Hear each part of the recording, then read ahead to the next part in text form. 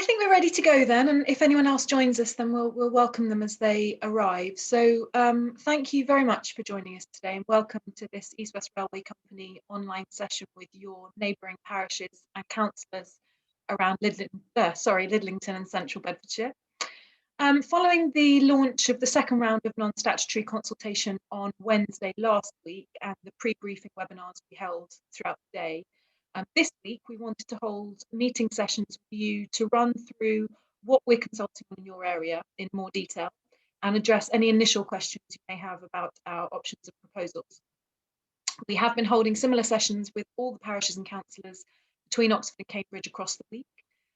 We'll start this session with a presentation that will run for around 25 to 30 minutes, followed by a 25 to 30 minute Q&A before we wrap up with some next steps.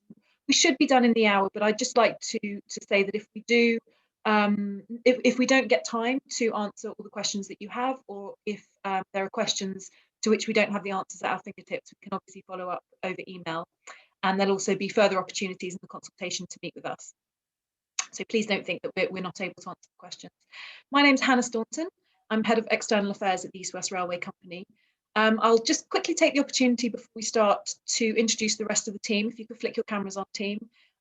We have John Hillman, who is our Programme Director for this section of the route. We have Will Gallagher, who's our Strategy Director. Lyndon Adolphus, who's the Programme Manager for this section of the route. Jorn Pace, who's our Land and Property Manager, and Claire Keith Anderson, who works with me in the comms team and is our Community Engagement Lead. We've also got James, Alison and Andy from ACOM and Barley. Those are organisations that support us, and they'll be taking notes on the session and fielding Q&A and other sort of facilitating roles in this session. So I think everyone, if they haven't already, will switch off their cameras when they're not talking to give a little bit more room in the chat. And the main screen, but we'll come back whenever they participate. They'll put their cameras back on. So just quickly before we start with the presentation, I'm going to run through a little bit of housekeeping. I hope you'll forgive. I'm sure most people are familiar with Zoom by now, but just as a reminder, you'll find in the bar at the bottom of the Zoom panel different features, including buttons to mute and unmute yourself, to share your camera, to open the chat window, or just to check the list of participants. We'd be very grateful if you haven't already, if you could rename your username to display your full name, so we can keep track of who's asking questions and what different people are interested in if it doesn't show your actual name already. Do please try and keep yourself muted at all times unless you're given the floor. That's really just so that other participants don't have background noise and find it easier to listen to what's happening. We will be giving people the floor during Q&A as when that's appropriate. If you experience any technical issues during the meeting, if you email contact@eastwestrail.co.uk and let them know, they'll get in touch with the support team here and we'll find a way to let you back in. As I said earlier, in the Q&A sessions, we will aim to address any questions you've got so far on the consultation, and any questions that we're not able to address or answer during the session, we'll take away and follow up afterwards. If you want to raise a question, you can send them directly to our colleague James here, who's renamed himself Questions, so you can send them directly to him. You can also pop them on the chat bar in the presentation, although of course we do hope that the slides will address many of your inquiries. That's all the housekeeping we had. Before I ask our subject matter experts to dive into more detail, just a couple of slides of context. First, this is the breadth of the consultation zone that we've gone to in this consultation. You'll see on the bottom left, we've got Oxford, top right, we've got Cambridge, and this is the first consultation that's ever taken the full route of the East West Rail into a single consultation. So we are, over the next 10 weeks, talking to 270,000 households in this area. And we've started that process. And today, summary documents will be landing with those 270,000 addresses across the area. So who have we got on the call today? Well, we've got parishes from, as you can see the list here, parishes basically from sort of Lidlington side up to Central Beds. And we've also invited ward councillors as well. We've invited ward councillors from Central Beds Council in the same area. So you're really in meeting at the moment with your counterparts across the piece. This meeting today, we will be discussing an introduction to the consultation and details of what we're consulting on. Also, how you can get involved and how the people that you represent can get involved in the consultation and the next steps that we're going to take. There will be a Q&A session as well towards the end of the presentation, as I said earlier. So what are we consulting on? Well, this is a 10-week consultation, which is really an opportunity for you to share your thoughts and frankly for us to get some really rich and interesting information, we hope, on the views really of you and the people that you represent across the scheme. Consultation documentation covers two key sections. Firstly, customer experience and railway operations. And the second is the proposed infrastructure development. So the physical pieces that need to be built in order to deliver this fantastic set of connections. So normally I talk through customer experience and railway ops, but John has in previous roles actually been the director of ops for East West Rail. So I'm going to ask him to join us now and take over from me because you can do this far better than I can, John. Lovely, thanks, Hannah. So good afternoon to you all. My name's John Hillman. I'm the Programme Director for the Oxford to Bedford section of the railway for East West Rail. As Hannah has outlined, we're going to cover a couple of things this afternoon. And we're going to talk a little bit about customer experience and railway operations, and then we're going to talk a little bit about proposed infrastructure along the Marksonvale. But equally, there are 6 sections along the route which are listed there, all of which are outlined in the consultation document. So next slide, please. So why are we talking or consulting around customer experience and railway operations in what is predominantly a project that's full of infrastructure changes? Well, the reason for that is that East West Rail is committed to ensuring that we provide a customer experience that takes into account people's views, and equally we build an operation and an experience for the future. So we are very, very keen to understand both from individuals and organisations on what you expect from the future railway that East West Rail is currently consulting on. Next slide, please. So when we say customer experience and railway operations, what are the things that we are talking about? Well, we're talking about the train service. So what's important to people around the train service? How many trains an hour? Is it important whether they're clock face, whether they're regular times around the hour, or is it just a case of as long as there's 2 in an hour, that's fine? How often do we want them to call at different locations? How late do we want them to start? How early do we want them to start? What days of the week do you want them to run? So we're really keen to understand what's important to people around that train service. And then there's a station experience. Many people view stations as very much about infrastructure. Has it got a waiting room? Has it got a ticket office? Are seats? And that's absolutely right. But there's an important element around the experience. How do you feel about using that station? Do you feel safe and secure? Is it well lit? Are you getting the information that you need? Are you being looked after? Does it feel like you're valued?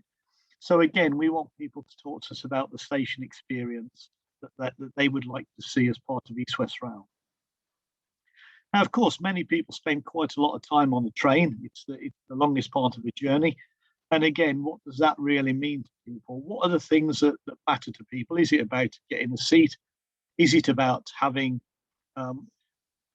information fed through on news or adverts, or is it about quietness while people are on a train, or is it the ability to be able to work? So again, we want people to tell us what's important to them. There's also the interaction with colleagues along the railway. So what people expect from the customer service staff that they encounter, or even what do they expect from all the other railway staff that they encounter? What is it that makes it an enjoyable journey for people? So we want to understand what key priorities are for people in that area. And of course, there's customer information. What is it that's important to people? And it's not just about the station. It's about how do you access the information? Can people find the information they want readily and easily? And what would you like to see that looking like?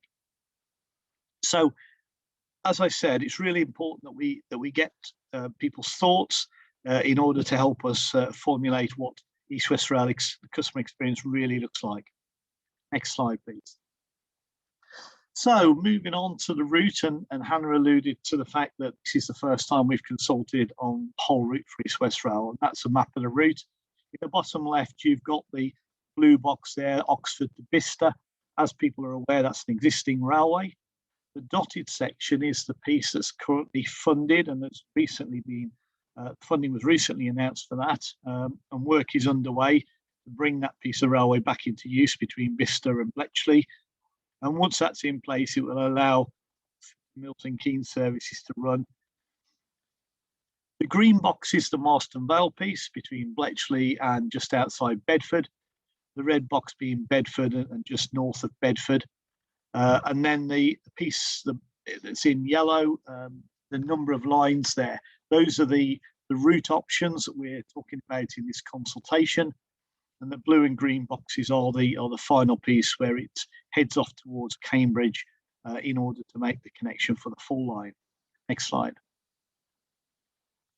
So today we're going to talk a little bit about the Marstonvale line and Bletchley. So you will have gathered that the Marstonvale line is almost the meat in the sandwich, so to speak, for East West Rail. You've got the Oxford to Bletchley section, which is currently underway, and then you've got the Bedford to Cambridge section at the other end. And in order to run between Cambridge and Oxford, we need to operate up and down the Marstonvale line. So in order to introduce a reliable, frequent train service for communities along that Marstonvale line, as well as being able to achieve our requirements between Oxford and Cambridge, we need to do various elements of work to the Marstonvale line. So it's our belief that this is a great opportunity for the future. It's probably an investment of a level that's once in a lifetime for the Marstonvale line. But it's equally important that we seek views of the community that's along that line, because they've currently got a service and they may well be quite happy with the service they've got. But we want to understand what people's views are in respect to the Marstonvale line. So we need to introduce, as I said, a reliable and fast service between Oxford and Cambridge, and therefore we're going to look to make significant investment along the Marstonvale line.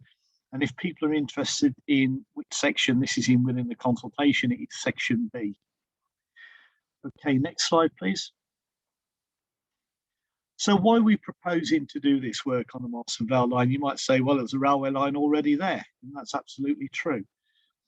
But we do recognise that the infrastructure on the Marstonvale line is unreliable. The signalling system, for example, is unreliable. It was an experimental system, its life expired, and actually we can't upgrade it in order to run more services along the line or to run faster. Current service along the line, as people are aware, it stops everywhere. It's a local service roughly every hour, and it takes around about 42 minutes to do the end-to-end journey between Bletchley and Bedford. That's about an average speed of 25 miles an hour. As the picture shows there, most of the stations are unstaffed. You've got either a shelter or a bus type shelter there. Not much space, so you can't do much in enhancing facilities for customers. And again, no staff there, so can be particularly lonely places at night or in the darkness. And equally, we do recognise that 3 of the 10 stations along that route, have probably less than 40 passengers a day on average, and they're actually, I think it's 4 of them along the route are in the bottom 10% of national station usage in the UK. Next slide, please. So the map on the page shows the Marstonvale line with all the stations between Bletchley and Bedford. And we've worked on a couple of different concepts that we are presenting in the consultation. Concept 1 would see the existing hourly service continue to operate, and I'll go through each of these concepts in a bit more detail in the following slides. Option 1 would see the existing hourly service continue to operate, serving all of those stations, as you can see there. And then East West Rail would provide a limited stop service calling at Woburn Sands and Ridgemont 4 times an hour. So East West Rail would only call at those 2 locations. So between Bletchley and Bedford, it would only be Woburn Sands and Ridgemont. Concept 2, which is a completely different approach and a completely different way of thinking about things, would be that in order to invest in the line for the future, and actually, therefore, we would look to merge 5 stations along the route. They'd all have the benefit of at least 2 East West Rail services every hour. So you wouldn't have the local service running, but that would be replaced with East West Rail services calling every one of them 2 an hour. And then Woburn Sands and Ridgemont would retain 4 trains an hour. And this would mean more communities having access to longer distance trains that would be operating more frequently. And in actual fact, some of those services would be direct through to Cambridge. So I'll go through those in a bit more detail in the following slides. Next slide, please. So concept 1, if you look at the graphic there, you'll see that the local service is depicted by the light blue. So that shows all of the current stations along the line. And that would continue to operate in concept 1. And then alongside that, you would have 2 East West Rail services that go between Bletchley and Cambridge, calling at Woburn Sands, Ridgemont, Bedford. And you'd have 2 East West Rail services from Oxford through to Cambridge, again calling at Woburn Sands, Ridgemont, and on to Bedford. So that would be concept 1. The existing service would remain the same, roughly, hourly service, although there might be a very slight extension in the journey time overall as a result of providing capacity for all of the services to operate along the same piece of line, because somewhere along the line, faster services have to pass the local service. Woburn Sands and Ridgemont would benefit from an increase in services, currently the 1 an hour through to 5, made up of the 1 local and the 4 fast services. And the East West Rail service would take around about 22 minutes to get from Bletchley to Bedford, so that would be half what it is today. Next slide, please. So what does this really mean for communities along the route? It means that if you're not at Woburn Sands and Ridgemont, then you won't be benefiting directly from East West Rail services. There is an opportunity to clearly change from the local service. If you're catching, say, a train from Stewartby towards Bletchley, you could change it at Ridgemont and catch the faster service then to complete the journey. But you wouldn't be benefiting from direct services to places outside of the Marstonvale that you would be if you were travelling from Ridgemont and Woburn Sands. Station facilities at those stations along the line, again, would remain predominantly as they are today. Many of those stations are constrained, so it's actually quite difficult to improve facilities anyway. And one of the things that we are thinking about at the moment as well is, if we do increase the service to along the Marstonvale line, that it could drive additional traffic in and around some of those stations as an overall growth, and therefore you could start to see more commuters parking cars in the middle of villages, or more traffic through villages. Next slide, please. So the other concept 2, which I outlined briefly at the start, the map shown would give you an indication of what those 5 consolidated stations would look like. You'd have 1 at Woburn Sands, 1 at Ridgemont, which would be relocated. Then you've got a station in the Lidlington area, a station in the Stewartby area, and you've got Bedford St John's. So just to explain, that Bedford St John's is part of the approach changes that we would be making to access Bedford. And actually, we need to relocate Bedford St John's, regardless of either of the 2 options, option 1 or option 2. And what this would mean, as it shows there, is that if you adopted this approach, the 2 services that go from Bletchley to Cambridge would call at all 5 stations, and then the Oxford to Cambridge services would again call at Woburn Sands and Ridgemont. So you would increase your services at all stations from 1 an hour to 2 an hour, and you would have access at all 5 of those stations to direct services to Cambridge, with much faster connections through to Oxford as well. So more people would have access to more frequent services. as I said, they'd be going much further afield with direct services as well to Cambridge. Next slide, please. What does Concept 2 mean for local communities? Well, as I said, there's more access to faster services along the route. 2 of those trains would take around about 22 minutes between Bletchley and Bedford. That's the equivalent to the 2 Concept 1 fast services. The other 2 trains that call at the 5 would take 27 minutes. So even the replaced service for 5 stations would be considerably faster than the current local service today. All journeys on the route would be quicker than they are today, and you wouldn't need to change trains in order to take advantage of that improvement in journey time. The other thing that's important to us is there is an inherent risk when mixing services like Concept 1, where reliability of the railway mixing slower and faster trains together can be problematic. And we believe this solution or this concept provides a much more reliable operation of the railway. Each of those 5 new stations would be brand new stations. They'd be built to be accessible. They'd be built to be in line with community requirements and in line with maximising how we interact with communities. So there's a great opportunity to provide something that's going to last into the next 50, 60, 100 years, as much more in line with what people expect today.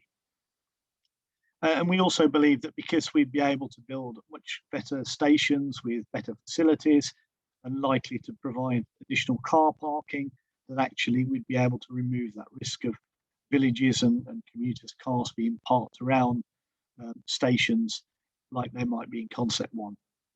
Next slide, please.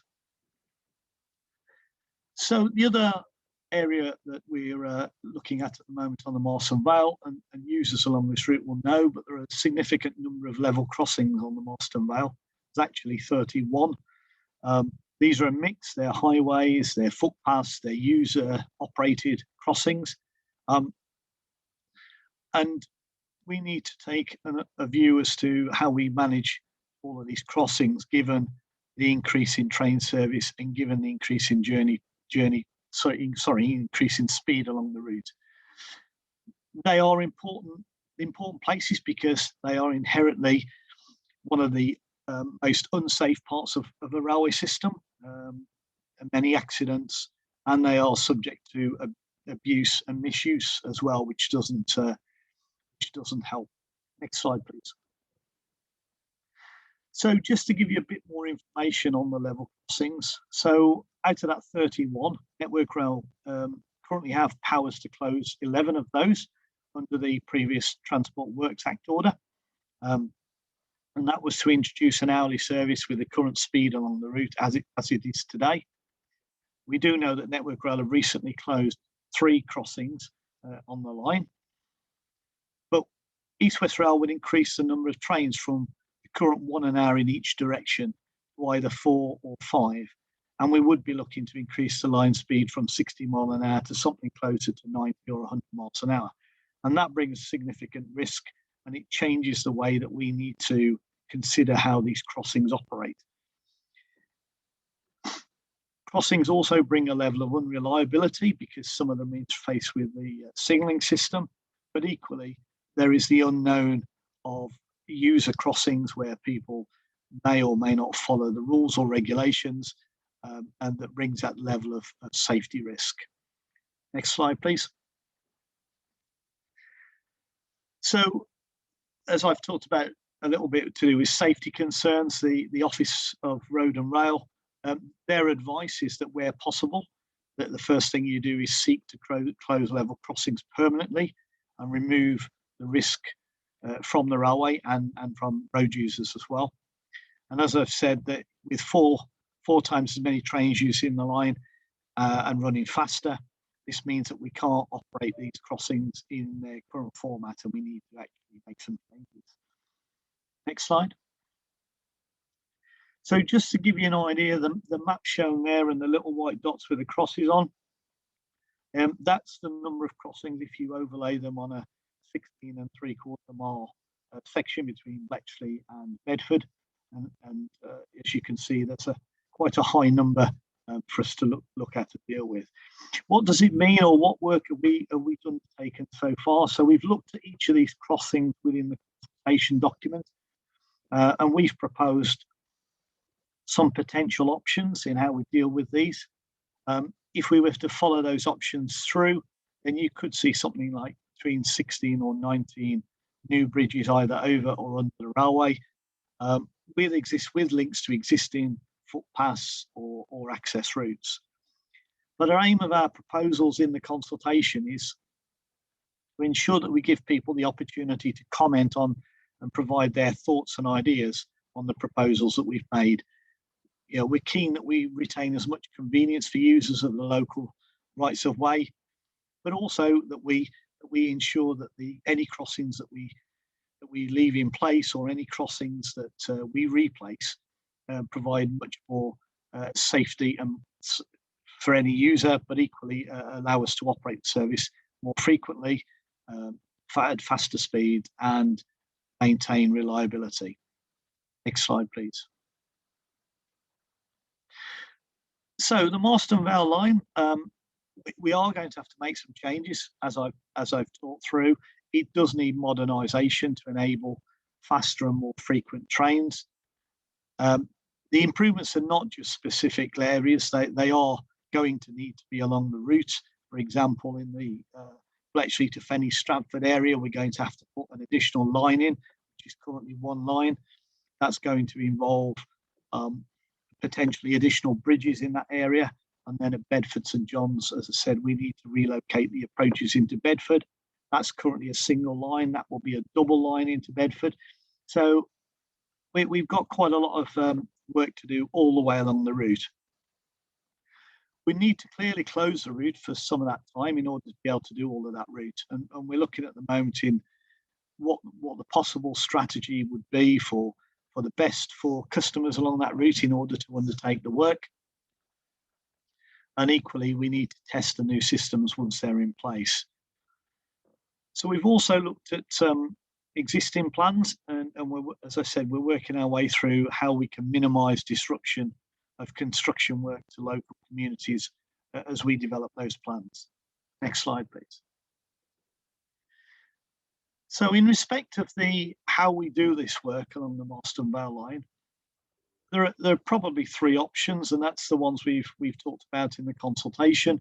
And that is, we're exploring at the moment which of these options would enable us to do the work in the best way possible, thinking about both the customer, thinking about the time it takes, thinking about the cost, thinking about the amount of work that needs to be done. And there are roughly three options. So there's a series of short blockades where we might want to take the opportunity to perhaps close the railway every weekend or at night. And we do that over a significant period of time. And we do short, sharp bits of work as we go along. Option two would be to say, actually, that's going to take so long, and so much disruption for everybody that it's better to say, let's close the railway for a period of time. So everybody understands what the situation is. We provide a rail replacement service, which Marstonvale line at the moment seem to be used to because of existing problems. And then we get the work done, and we get it done quickly, and we get it done in one hit. And then when we reopen, we've got the benefits of a new service.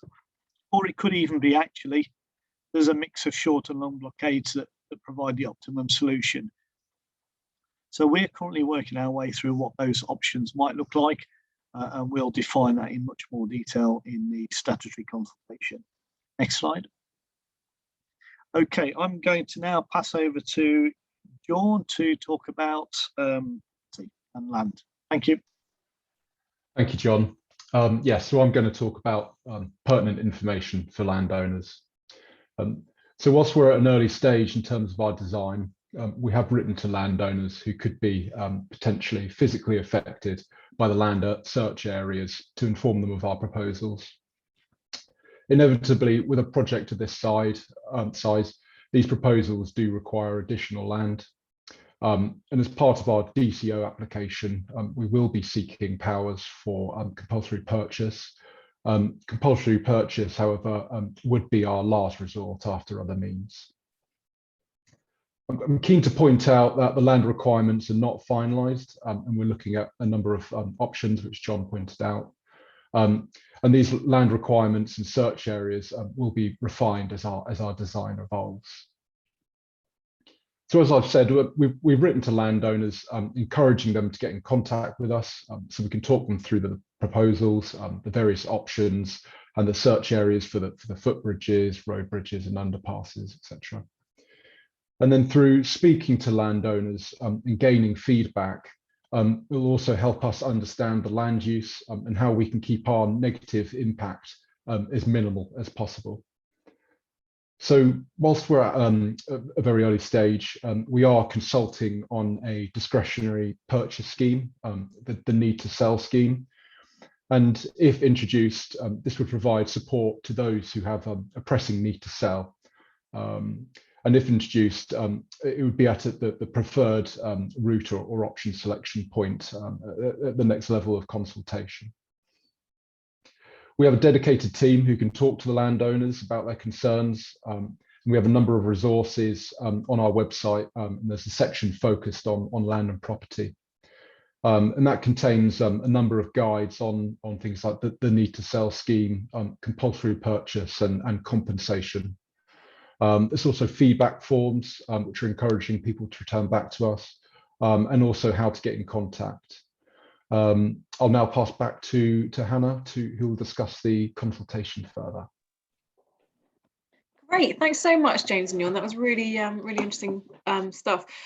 The next part of this presentation, I'll just work through some of the ways that we want to work with you and ways that people can get involved with the consultation, you and the people that you represent. So working with parishes and councillors across the consultation. As I said, we had preview sessions last week, and we're having this session today. We've had sessions all this week with parishes and councillors. I think the main point at the moment is just to make sure that you know where to find the right information, and that you've got an opportunity to ask us any questions and to clarify any initial questions and points that you've got for us. In late May, we'll be having a second set of events. If you haven't had an invitation for that already, you will do quite soon. That we imagine will probably be a bit more discursive, because by then you will have had a chance to read through the documents and speak to the people you represent a little bit more. So the sessions there might look slightly different, and we'll be able then to talk through detail of any questions you've got at that point. So to point you towards the documents that are available at the moment, that are on the website, we've published a consultation document and a technical report, which gives sort of more detail than the consultation document.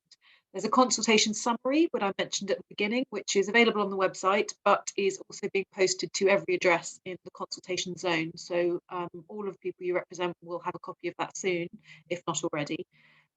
On the website, we also have a community hub and resource centre, which people can go to and ask questions. There's other resources and a library of previous documents there as well. And on Monday, we'll be launching virtual consultation rooms and holding community events. And there's a little bit more information on that on the next slide. So there are lots of different ways that communities can get involved. The virtual consultation room will open, as I said, on Monday and will be open until the 9th of June, which is the end of the consultation. And that provides the same information, actually, but in a different way, in an interactive way that feels a lot more like feels more like coming to a village hall for a more traditional event, which has a full list of documents and interactive maps and all sorts of stuff with some nice videos so people get to meet the team as well. We're also holding 12 events online for communities, which will be similar to this. Again, geographically based, right from Oxford to Cambridge, 2 lots of 6 events covering areas along the route. We're also holding live chat events, which you may have taken part in before, which is kind of events that you type questions in, and we've got our experts on standby. So you can really get some nice discussions going on those, and people can ask direct questions. And again, if there's anything in there that's coming up that we don't have the answers at our fingertips, we can go away and respond as well. We've got a dedicated phone line. We understand not everyone's online, so the consultation summary that's going out to everyone will have this phone number on it, the 0330 number. That's available throughout the consultation period. So if anyone doesn't want to engage online, they can. We're also sending all parishes and ward councillors across the route physical copies of documents. There is the facility on our website for people to order copies themselves, but we felt it was sensible to send copies directly out to parishes and wards. So those will be in the post. I believe they're going in the post today. If they're not already in the post, they will be quite soon. So far we've talked through what the consultation is going to look like and what our aspirations are and how you can get involved with the consultation. So I think now is probably a really good opportunity for us just to take a pause and give you an opportunity to speak and ask some questions. So I'm going to take a step back and I'm going to ask our colleagues at ACOM and Barley to let us know what questions we've got coming in. Thank you very much, Hannah. So we've had a few questions come in on the chat function, which we'll go through now. Thank you for those. And we'll also open up the floor. So if you do have any questions, please use the raise hand function available on Zoom, and we'll come to you. The raise hand function can be found in the reactions button on the bottom banner. The first question, we've had two questions from Lynn Lyman, first focusing on parking, and the second focusing on timetables. So if we go with parking first, the question is, if you are expecting more vehicles to be parked at the stations, are you going to provide parking spaces so the vehicles don't park on the local roads? John, would that be for you? I'll pick that one up if that's okay. So in concept one, we will be providing a new station facility at Woburn Sands and Ridgemont, and we'll be providing better facilities there, including elements for car parking. At the other stations, would see them remaining predominantly as they are today, then no, we would not be providing additional facilities. So there is a balance here about a greater use of the line on the local service may have an impact on those existing stations. Thank you, John. Lynn, should we move to your second question, and then if you want to follow up on that, by all means do. But the second question was, how many hours in 24 will you be expecting trains to be running? So I'll pick that one up again. Within the consultation document, I think we've outlined some indicative operating hours, which sort of stretch from 6 in the morning through till midnight. From a passenger train perspective, I think what you have to recognise is that a railway is a 24-hour operation, and whilst we may not be running passenger trains for the whole 24 hours, the railway is available, and Network Rail, the owner of the railway, may operate additional services during that time. Okay, thank you. Thank you very much, John, and thank you, Lynn, for the questions. We've also had a question from Sean Hadaway asking how Concept 2 would impact on the ONH 5,000 house development. I don't know who would like to take that one. I have to say I can't recall off the top of my head which one of those developments that is, but the Concept 2 is designed around the future use of the line, and we have looked at it on the basis of where developments are likely to be delivered in the future. So I'd have to go back and check specifically for the question, and I'm sure we can come back with an answer for you. Can't recall that one off the top of my head. Thank you very much. Sean, if you do have any follow-ups, please do feel free to raise your hand. We've had a couple of questions from Sue Clark, who's had a specific request from a resident in Lidlington to understand exactly where the new road crossing would go. Well, to be fair, at the moment, we have presented a number of options within the consultation document. None of those options are finalised, and our next piece of work that we need to do is to understand which of those options is viable and which of those options people would prefer us to look at based on responses from this consultation. and then we need to do the development work to get to a place where we have a single preferred option. So at the moment, we can't answer where exactly it would be, but we're seeking views from this consultation as to where people perhaps would have a view as to where it should be. Thank you very much, John. I can see that Sean has, you've raised your hand, Sean. Please do ask your question. Yeah, the 5,000 houses are the ONH 5,000 houses that are being built around Lidlington and Marston. And I think in concept 2, the merged station it looks as if it's on land that some of the houses are going to be built on.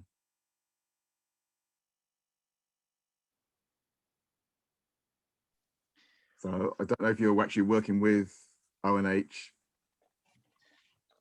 Yeah, so I think just to give you a bit of reassurance, Sean, yes, we are, and we're engaged with the local authorities as well. So I'll take that away, and I'll just check through it. I must admit I haven't got all the detail in my head, but it's certainly, as we develop the options going forward, then we would be looking in more detail at all of those types of things as to where. Bear in mind that where we've identified the station is a lozenge. We haven't said it's in that place yet. We've said it's somewhere here. So we've got the room and ability to flex in order to get the right location. But I'll certainly take that away. Okay, thank you. See, Will has taken his mic off. Will, did you want to add something to that?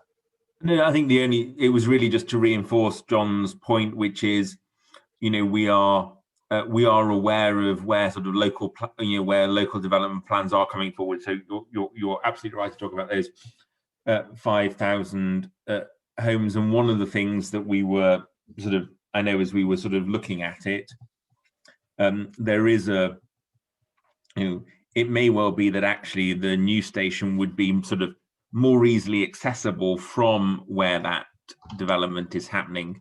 So to the point that I can see other people kind of raising questions about in terms of people parking on local roads and those sorts of things, actually that station could be more easily accessible and have better facilities, rather than pushing sort of traffic into the existing village. So that was part of the sort of thinking in that respect.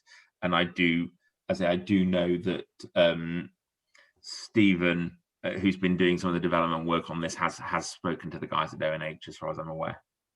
Yeah, and just to reinforce that, there is a section in the Lidlington piece on the revised station location that actually talks about that and identifies spatially where the station could be compared with that actual development. So yeah, I think we've got that in there and probably well covered, but we'll continue to develop that as we go along.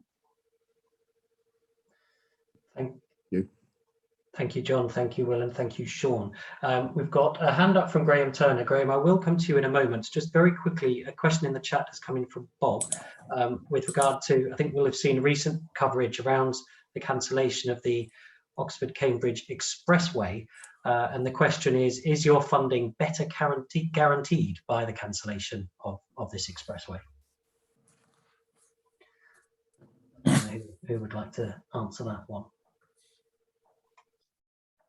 Will, I think you might be on mute. I'm on mute, sorry. Yeah, so in terms of the expressway, obviously, individual decisions get taken for individual reasons. I think one thing that is probably worth saying is that when the Secretary of State for Transport announced that the Oxcam Expressway wasn't going ahead, he noted how important East West Rail was at providing transport connectivity across the Arc. So we were reassured by that, but needless to say, we need to be able to demonstrate the value of East West Rail on an ongoing basis. So it was reassuring that the Secretary of State sort of highlighted how important East West Rail is, but we still need to make the case for this railway. Thank you very much, Will. And Graham, over to you. Hi, my question was basically following up from Sean's. with regard to the amount of traffic that the 5,000 houses is likely to generate in the Lidlington, Marston, Mortain area, and concerns we have, or a number of us have, that some of the proposals indicate shutting off the level crossing permanently, but there doesn't seem to be any certainty about a road bridge. Am I misunderstanding things? Is there definitely going to be a replacement for any vehicular level crossing that gets replaced? Thank you.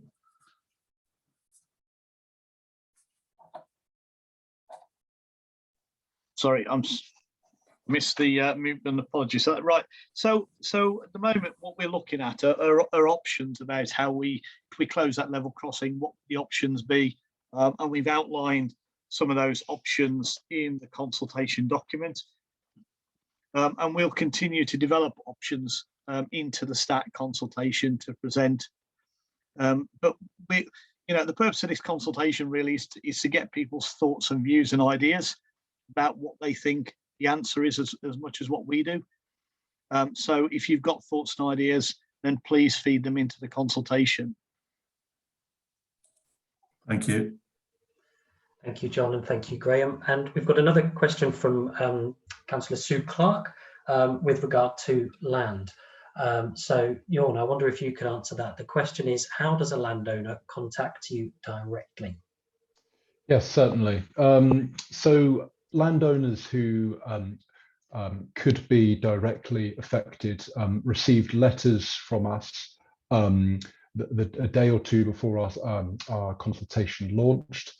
This letter contained details of how to contact us either by email or phone call, and showed a plan of their land holdings and any proposals we had crossing or intersecting those. If they either email or make a call to our line, they can then book in a 45-minute to an hour session with our consultation experts, who can discuss through the proposals a little bit further and what it might mean for them.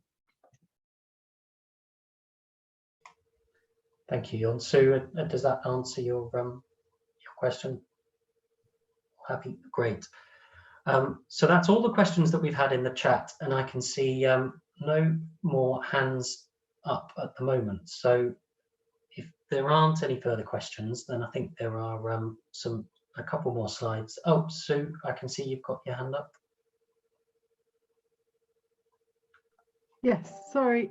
I'm not trying to put you on the spot here, but I know that Lidlington Parish Council are hoping to organise a public meeting, a public Zoom meeting, no doubt, for residents to, so that they can consult residents directly.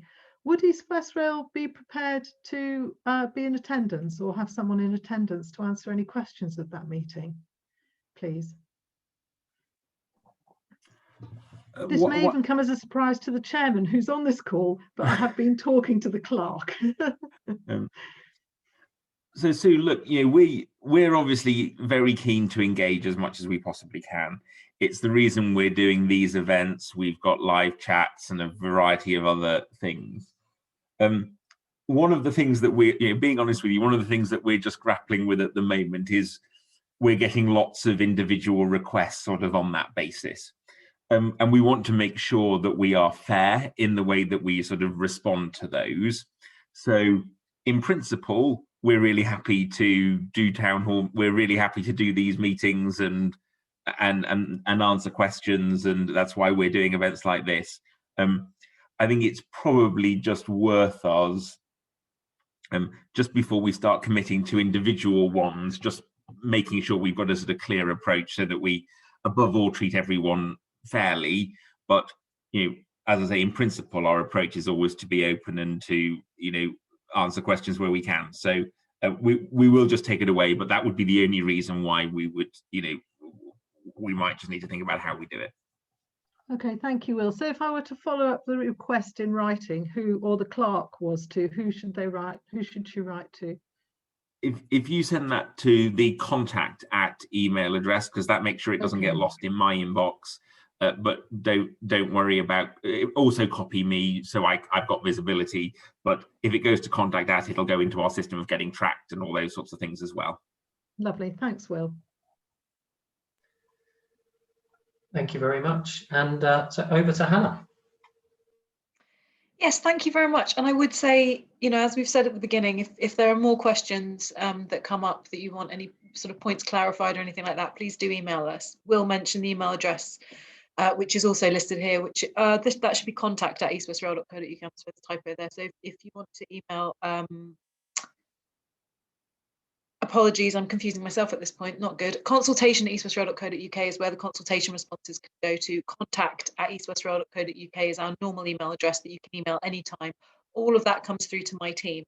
So none of that goes into a black hole. And as Will said, that means that we can track our response. We can make sure that we've responded and we've got systems in place to make sure these things are picked up. So please do that.